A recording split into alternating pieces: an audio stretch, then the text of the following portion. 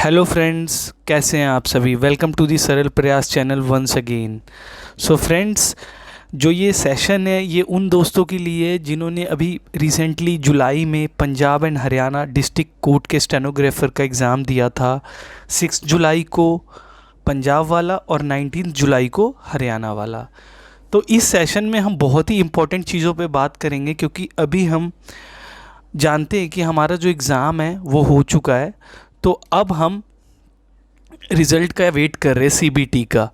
तो मैं बता चुका हूँ इसके रिगार्डिंग भी कि कट ऑफ कितनी रहने वाली है और क्या रह सकती है। बाकी इस सेशन में हम जो देखेंगे वो आपकी स्क्रीन पर है।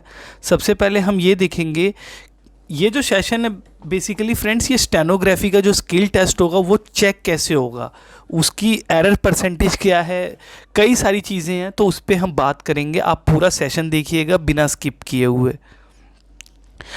तो फ्रेंड्स, हम सबसे पहले बात करेंगे how mistakes will be evaluated in skill test.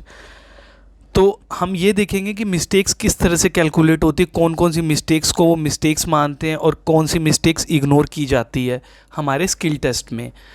तो उसके बाद हम देखेंगे डियर फ्रेंड्स, एक सेकंड फ्रेंड्स, हाँ, सबसे पहले तो हमने ये देखेंगे कि how mistakes will be evaluated in skill test. फिर इसके बाद हम देखेंगे कि error percentage allowed to qualify in the skill test. एक लिमिट होती है फ्रेंड्स, अगर उससे ज़्यादा हमारी एरर हो गई तो हम डिस्क्वालीफाइड हैं, तो बस हम बाहर हो जाएंगे कंपटीशन से। फिर हम थर्ड देखेंगे, ये भी बहुत इंपॉर्टेंट है फ्रेंड्स, कि फुल स्टॉप, कॉमा, कैपिटलाइजेशन, जो फर्स्ट लेटर ऑफ नाउन होता है उसको, लेटर को अगर हम नहीं कैपिटल में लिखते हैं तो क्या मिस्टेक होती है या नहीं होती है। फिर पैराग्राफ चेंज, ये सब एरर काउंट होता है या नहीं, और भी बहुत सी पॉइंट्स मैं आपको बताऊंगा इस सेशन में। तो चलिए हम ज़्यादा टाइम ना लेते हुए स्टार्ट करते हैं। और फ्रेंड्स, अगर अभी तक आपने हमारा चैनल सरल प्रयास सब्सक्राइब नहीं किया है तो आप हमारे चैनल को सब्सक्राइब कर लीजिए और बेल आइकन और नोटिफिकेशन भी ऑन कर लीजिए, ताकि आपको आने वाली जो भी इस चैनल पे इम्पोर्टेंट नॉलेजेबल सेशन है उसका नोटिफिकेशन मिलता रहे। तो सबसे पहले हम फ्रेंड्स बात करेंगे how mistakes will be evaluated in skill test. तो फ्रेंड्स, इसमें मैं आपको समझाऊंगा कि हमारा कैसे, कितने वर्ड्स का पैराग्राफ होगा और कौन कौन सी मिस्टेक्स होती हैं। तो सबसे पहले मैं आपको स्किल टेस्ट का पैटर्न समझा देता हूँ डियर फ्रेंड्स। तो फ्रेंड्स, हम जानते हैं कि जो जो बच्चे क्वालिफाई हो जाएंगे सीबीटी में, उनका 80 WPM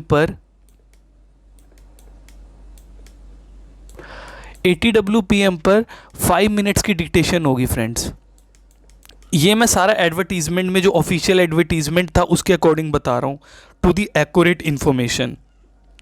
और मैंने खुद, मैं अपने बारे में बता दूं, मैंने एसएससी का स्किल टेस्ट दिया हुआ है 2 to 3 टाइम्स, मैंने कोर्ट का भी स्किल टेस्ट दिया हुआ है। तो मैं उस प्रैक्टिकली जानता हूँ, खुद मैंने वहाँ पे स्किल टेस्ट दिया हुआ है, तो मैं आपको बहुत अच्छे तरीके से इसीलिए समझा सकता हूँ। तो फ्रेंड्स, अब हम सबसे पहले हम बात करेंगे कि जो हमारा स्किल टेस्ट है, जो 80 WPM पे जब 5 मिनट्स की डिक्टेशन चलेगी हमारी, तो वहाँ पे 80 × 4 5 मिनट्स की हमारी डिक्टेशन होगी, तो हमारे टोटल 400 वर्ड्स होंगे फ्रेंड्स। तो आप 400 वर्ड्स की डिक्टेशन नॉन स्टॉप चलेगी। और अब ऐसा सुनने में आता है कि वहाँ पे रिकॉर्डेड डिक्टेशन होती है, कोई सर या कोई टीचर वहाँ पे डिक्टेटर नहीं होते हैं, लाइक जो हम जहाँ अपने ट्यूशन क्लासेस और इंस्टीट्यूट क्लासेस में देखते हैं कि जो हमारे इंस्ट्रक्टर होते हैं, जो टीचर होते हैं, वो पैराग्राफ को रीड कर देते हैं 80 WPM पे। लेकिन अब रिकॉर्डिंग्स आती है जिससे फ्लक्चुएशंस नहीं होती है फ्रेंड्स। फ्लक्चुएशंस में ऐसा होता था फ्रेंड्स कि जो 80 WPM की डिक्टेशन होती थी वो कभी कभी 90 WPM चली जाती थी, तो इससे काफ़ी वर्ड्स मिस हो जाते हैं। और स्टेनोग्राफी में अगर आपका एक वर्ड भी मिस होता है तो वो आपकी एरर में चला जाता है।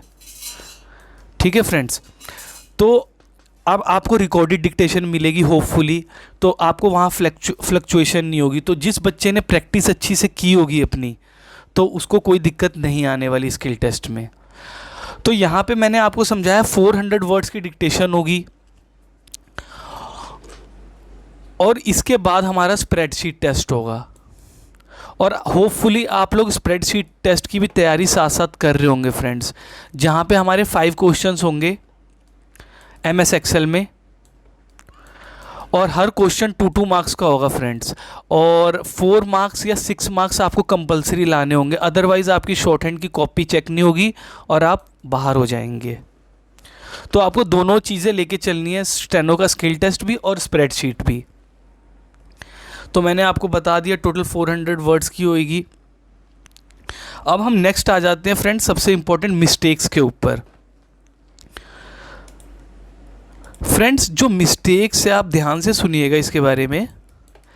जो मिस्टेक्स कैलकुलेशन है जो एडवर्टीजमेंट में दिया हुआ है, जो मैक्सिमम एरर अलाउड है वो आपका है 8%, और हमारा पैराग्राफ होगा 400 वर्ड्स का, जहाँ पे 1% अगर 400 का निकाले तो 4 होता है।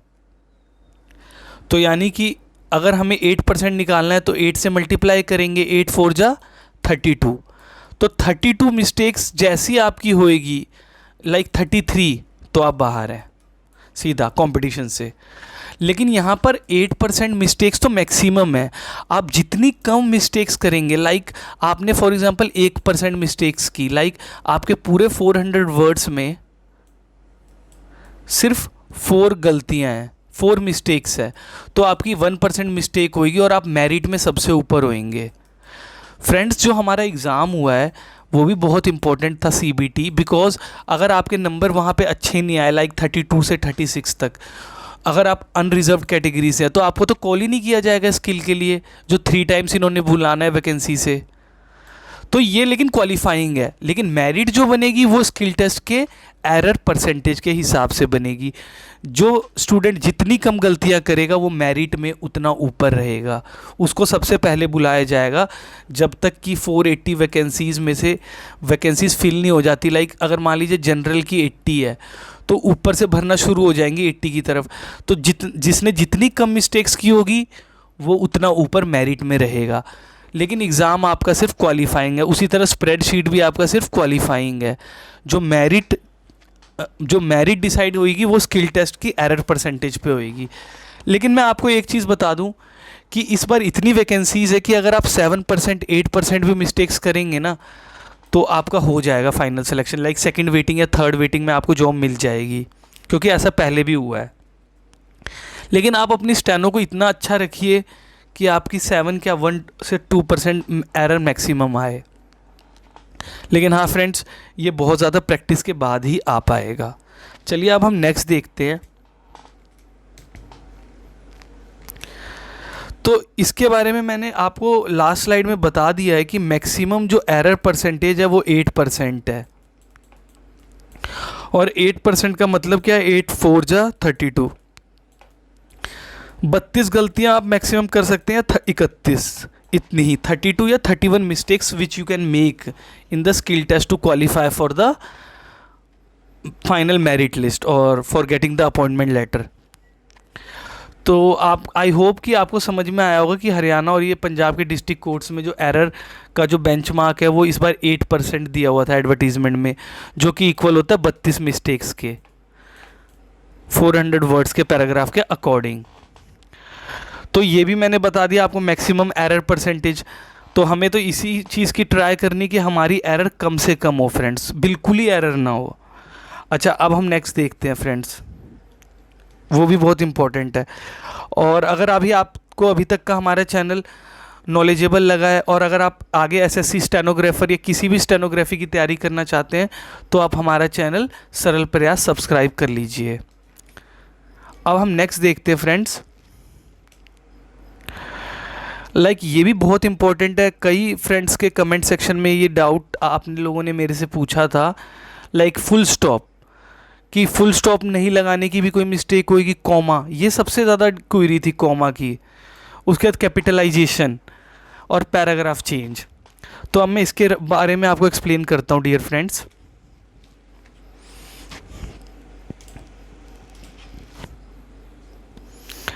फ्रेंड्स फुल स्टॉप, अगर मान लीजिए अगर आपने कहीं फुल स्टॉप नहीं लगाया, मान लीजिए कोई वर्ड आ गया अल्फ़ाबेट वर्ड आ गया ALPHABET,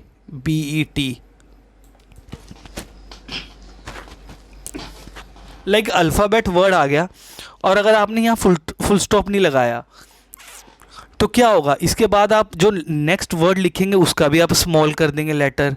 लाइक आपने आगे लिखा कॉर्डियल, तो इसको भी आप छोटा लिख देंगे सी, क्योंकि यहाँ पे हमने फुल स्टॉप नहीं लगाया। फुल स्टॉप के बाद हमेशा सी कैपिटल होता है, तो ये आपकी एक गलती मानी जाएगी।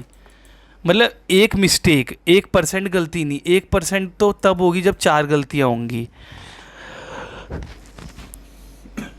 लेकिन इन डिक्टेशंस में, कोड की डिक्टेशंस में आपको सबसे बड़ा बेनिफिट मैं बताऊं तो फुल स्टॉप जो होते हैं उनको भी डिक्टेट किया जाता है।